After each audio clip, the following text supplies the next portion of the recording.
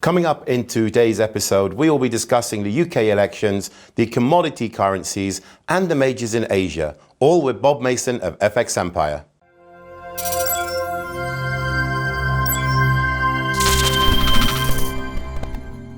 Hello, Bob, and thank you once again for joining us. Let's start with the FOMC that's occurring this week.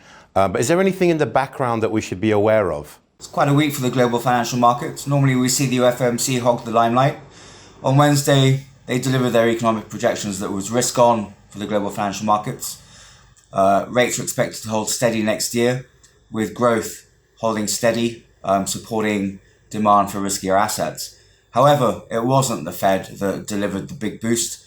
It was Trump and UK politics.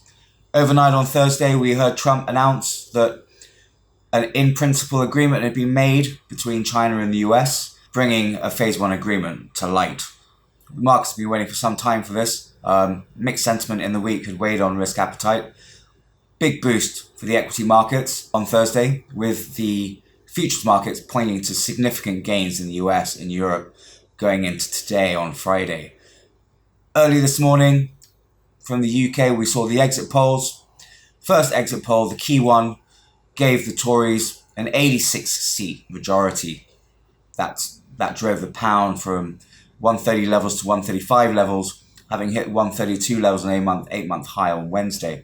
So big move, big majority for the Tories. Through the morning, my time in Asia, we saw the vote results come in, the polls and the constituencies. The North leaving Labour, going over to the Tories. London, however, was a little bit mixed, favouring the Lib Dems and the Labour. It was all about Brexit ultimately, and Johnson's going to have the majority he needs to deliver. So all in all, risk appetite, a big one. Trade delivered, Brexit delivered, Tory party majority, deadlock in Parliament over. Big stuff coming ahead now.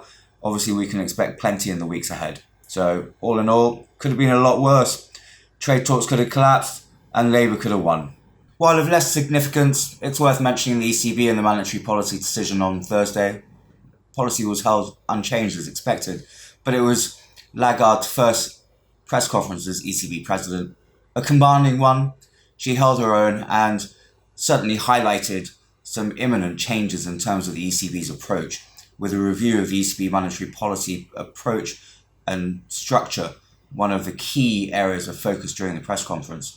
An owl rather than a hawk or a dove.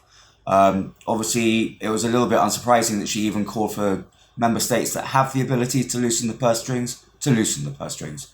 So welcome on board Lagarde as the new ECB president.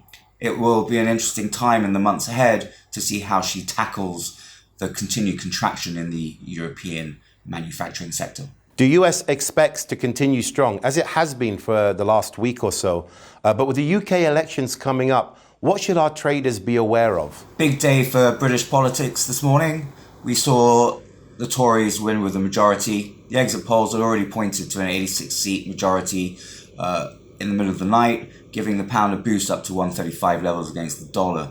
So what's next? Johnson's going to be looking to deliver on Brexit, back to Parliament with the new majority government. That should deliver Brexit by the end of January of next year, and then it's onwards and upwards. He's been talking about unity. There's one issue, however. You've got the Scottish National Party that's gained seats in Scotland, pointing to suggestions of another second independence referendum. Johnson's likely to stand firm, however, with his party majority in Parliament likely to push back. The SNP had said back in 2014 that the independence referendum would be once in a lifetime deal. So what are we looking at? We're looking at the manifesto, how that's going to affect the economy. We're going to be looking at a loosening of the purse strings. We've seen austerity, so the government's going to plan on spending. That should provide an initial boost to the economy that's struggled. And most importantly, parliamentary deadlock, an end to that. So, Parliament and politics can begin to deliver again. Initial moves, Johnson's going to need to start making progress on a trade agreement with the EU. A lot of that's already in place. So pound should get a boost. We should see the pound move up to sort of 140 levels before we begin to start considering the state of current economy and what's next for the BOE, which delivers its end of year policy decision next week. Economic data has been dire, so will the BOE make a move or hold back and see how Johnson delivers in the first few months even, before deciding on what to do next? So big week for the pound. Expect some more upside before it starts retracing. We're not going to be seeing any flash crashes anymore back to 119 levels. It's a majority government, so onwards and upwards for the Tories, and a disaster for both the Lib Dem leader and for Jeremy Corbyn in this election. The euro appears to be gaining against its peer currencies, mainly due to the low value in fundamentals. But is the euro or the Kiwi faring the same way? Better start to the week for the Kiwi dollar and Aussie dollar. Kiwi dollar got initial support following an announcement that the government would be hiking infrastructure spending. That soon reversed, however. Markets weren't really buying into that, delivering strong growth for the New Zealand economy, and that the AUDNZD would ultimately need to cut rates further. Same went for the RBA and the Aussie dollar. Expectations were for the RBA to cut rates come February. Economic data out of Australia has been far from impressive. We saw employment figures disappoint, GDP numbers disappoint, and consumer spending, is under the hammer when we're looking at confidence figures. FOMC ultimately saw a reversal of the losses, however. Economic projections pointed to a hold on US rates through next year, giving the Aussie and Kiwi a jump on Wednesday. On Friday, overnight Thursday, Friday morning, we saw positive news on the trades front. An in-principle agreement between the US on China on a Phase 1 agreement drove demand for risky assets, giving the Aussie dollar and the Kiwi dollar a boost. Remains to be seen whether that's enough for the RBNZ to hold pat on policy near term. I guess they'll have to sit back and see how the terms of trade impact once the trade agreement is signed. It's going to take some time for that to wash through.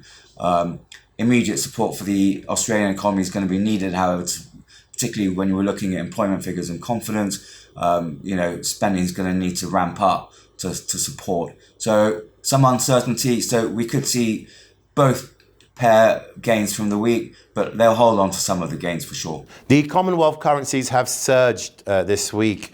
But what about the majors in Asia? The Japanese yen and the Chinese yuan. Have they taken advantage of the decline in the US dollar? For the Japanese yen, there was little movement in the first half of the week. While the Fed delivered its monetary policy decision, the yen failed to sink or swim, really. It didn't budge. A visit to 107 levels in the early part of the week, driven by negative sentiment towards trade, reversed, moving back to 108 levels. And then on Thursday, Friday, we saw positive sentiment towards trade weigh on demand for safe havens. News of an in-principle agreement between the US and China, and a Tory party victory in the UK elections, driving demand for risky assets, pinning the yen back to 109 levels against the greenback. For the Chinese yuan, we saw the yuan relatively flat through the early part of the week. It took an in-principle US trade agreement to really give the yuan some appetite. It found strong support on Friday morning, reversing any losses from earlier in the week that were particularly minor and leaving the dollar in its wake. Expectations are that the economy will rebound to previous levels of growth, though it's going to take some time for that to filter through once the trade agreement's done and the tariffs out. So still plenty of time to go before we see the numbers start to reflect, but yeah, definitely positive to the yuan and negative for the yen. So that was the midweek wrap with Bob Mason of FX Empire. Thank you so much for joining us, and we will see you again shortly.